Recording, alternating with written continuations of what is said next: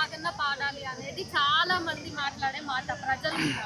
అయితే ఆయనతో కలిసి కూర్చొని మీరు పాటలు రాసేవాళ్ళ, లేకపోతే మీరు వ్యక్తిగతంగానే రాసేవాళ్ళ, మీరు మాట్లాడుకునే వాళ్ళ, ఎట్లా జరిగేది మీ ఇద్దరి మధ్య? అయితే మొదట్లో పాటలు రాసినప్పుడు అరుణోదయలో చాలామంది గొప్ప కవులు ఉన్నారు. కొద్దిగా సంక్షోభం ఏర్పడ్డది. బయటికి వెళ్ళిన తర్వాత నాగన్న నేను కలిసిన తర్వాత మొదటి పాట రాసినప్పుడు ఏంటంటే వర్క్షాప్ లాగా పెట్టేది. ఒక క్యాసెట్ తీయాలంటే ఒక మినిమం 15 రోజుల ప్రోగ్రాం. అందరినీ రచయితలను పిలిచి వర్క్షాప్ పెట్టి ఆ విషయం మీద చదివించి రాయించి ట్యూన్ చేసి వీళ్ళందరినీ పాడిపించి ఎవరు సెట్ అవుతారో వాళ్ళు పాడేటోళ్ళు. ఇక తర్వాత ఏమైంది అని అంటే 1-2 పాటలు అట్లా రాసిన వీళ్ళతో నాకు వెసులుబాటు అవుతలేదు. వెసులుబాటు కానప్పుడు నేను ఏం చేసినానంటే మేము నాగన్న మాకు విషయం చెప్తే ఆ విషయం మీద మాకు దానికి సంబంధించిన సమాచారం మాకు పంపించినప్పుడు ఒకసారి చదువుకొని తర్వాత మిగతా పాటలన్నీ కూడా వీళ్ళ మిగతా టీం వీళ్ళు ఇక్కడ కూకొని రాసుకున్నా కూడా నేను రాకపోయేది. మీ అన్నీ కూడా వెళ్ళి స్టూడియోలో రాసేది అప్పటికప్పుడు.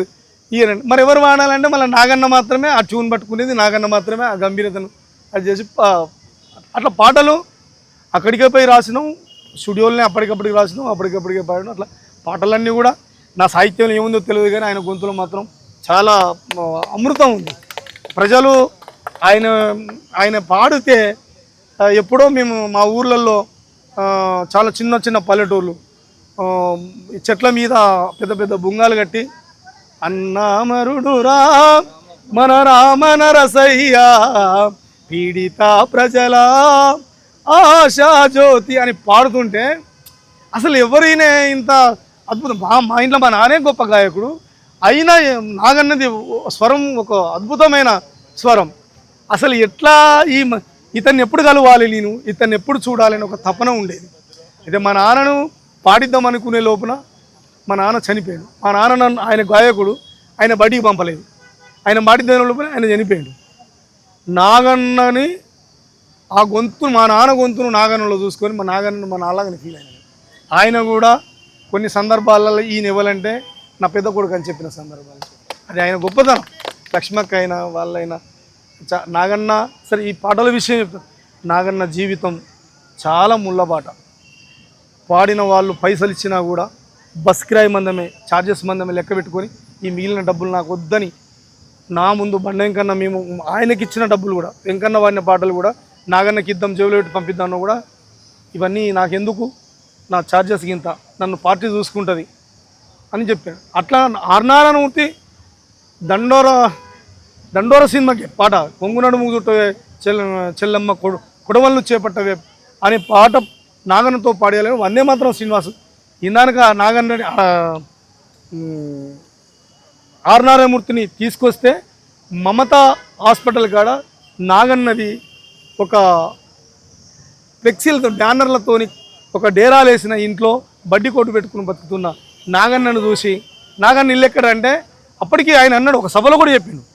ఆర్నారాయణమూర్తి చూసి నాగన్న గొంతుని గదిని నాగన్న పెద్ద పెద్ద బంగ్లాలు ఉంటాయి, కార్లు ఉంటాయి, ఆయన చూస్తే ఇట్లా ఉంటాడు ఒక ఊహల్లో వచ్చిన ఆయనకి ఈయన పాక కింద నుంచి వెళ్ళి కుక్కపిల్ల బయటికి వెళ్ళి చూసి ఆయన చాలా హట్ అయిపోయాడు. అసలు అబ్బా ఏం మనిషి పోయాను, ఎట్లా బతుకుతావు అది అని ఆయన ఆహార్యంతో మాట్లాడుతుంటే స్వయంగా నేను విన్నా.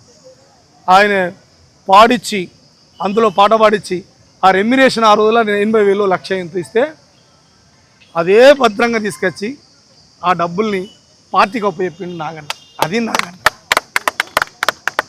పాటల్ని వింటే మేము పోరాటాన్ని తెలుసుకుంటాం, విముక్తిని గురించి తెలుసుకుంటాం. కానీ మీ దగ్గర నాగన్న వ్యక్తిగతంగా ఆయనకున్నటువంటి విషాదాలను ఏమైనా షేర్ చేసుకున్నాడా? ఆయనకి మిగిలిపోయిన ఆశలు కానీ ఆశయాలు కానీ ఏమున్నాయి వ్యక్తిగతంగాను ఇటు సామాజిక పరంగా కూడా?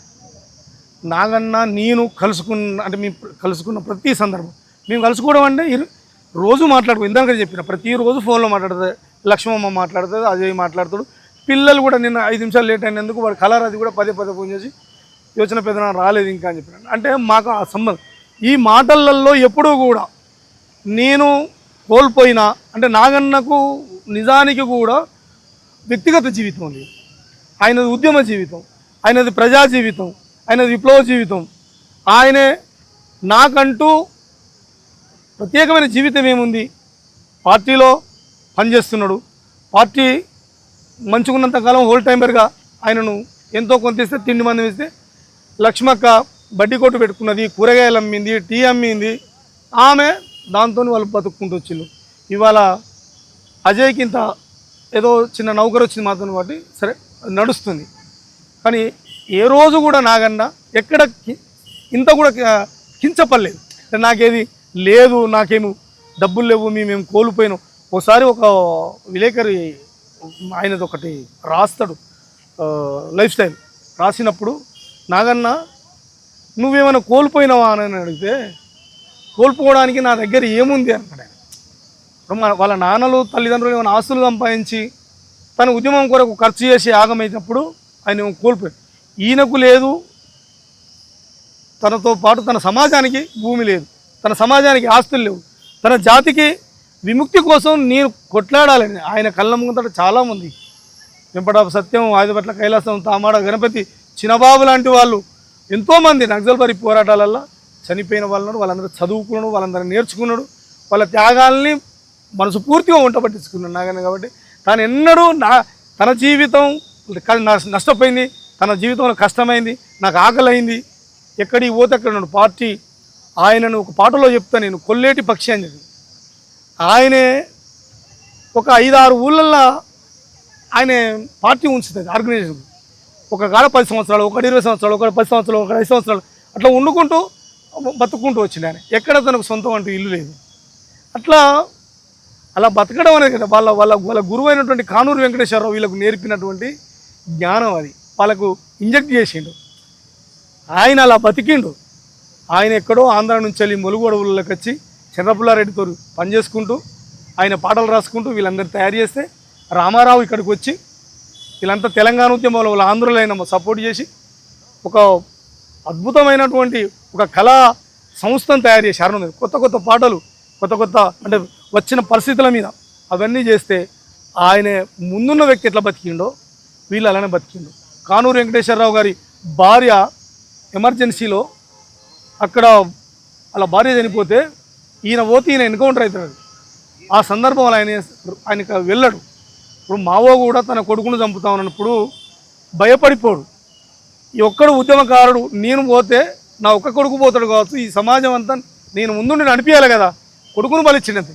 కానూరు వెంకటేశ్వర కూడా అంతే, తన భార్య బలి అయిపోతుంది కావచ్చు కానీ ఇక్కడ సమాజానికి నేను కావాలి కదా అని. అటువంటి మహత్తరమైన ఒక శిష్యరికంలో పెరిగిన అరుణోదయ, రామారావు, నాగన్న ఇట్లా ఈ తర్వాత వాళ్ళు ఇక మరి వీళ్ళని పట్టుకోలేకపోతే అది వాళ్ళ కర్మ. కాకపోతే ఏంటంటే నాగన్న ఆశయాలు, నాగన్న కన్న కళలు అవన్నీ ఏం తీరక ముందుకే పోయిందనేది ఒక చిన్న బాధ. అవి ఆ కళ నెరవేర్చలేదు, ఆయన కళ తీరలేదు, సాకారం కాలేదు.